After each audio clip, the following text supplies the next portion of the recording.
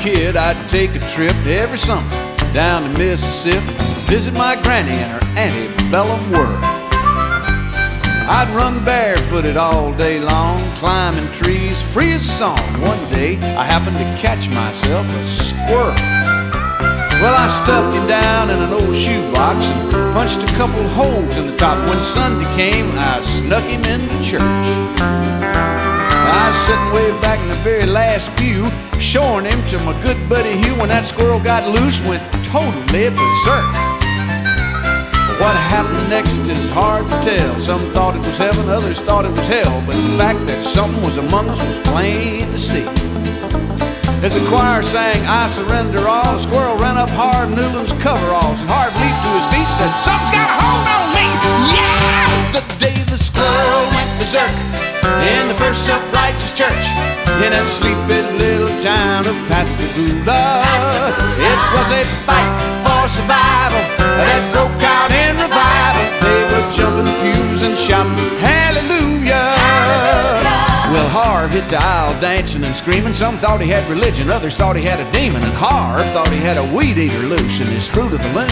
That tastes pretty good, doesn't Fell it? to his knees to plead and beg, and that squirrel ran out of his britches leg unobserved to the other side. Whoops, it's not in your paw. Where is it? Oh, I can't find it. I lost it. Just a minute. I'll get it back to you. There you go. There you go. Now you go. You're still a little spastic, aren't you? I'll hold you up. Here. As that squirrel made laps inside her dress, she began to cry and then to confess the sins and make a sailor blush with shame. She told of gossip and church dissension, but the thing that got the most attention is when she talked about her love life. And then she started naming names. The day the squirrel went berserk in the First Self-Righteous Church in that sleepy little town of Pascagoula. It was a fight for survival that broke out in revival. They were jumping pews and shouting, "Hallelujah!" Well, 7 deacons and the pastor got saved, and $25,000 was raised, and 50 volunteered for missions in the Congo on the spot.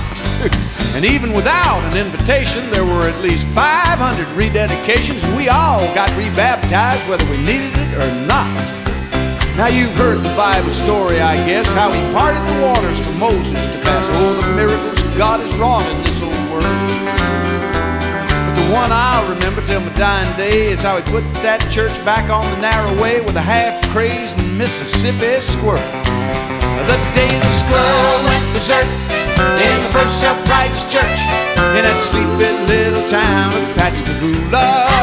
It was a fight for survival that broke out in revival. They were jumping pews and shouting, "Hallelujah!"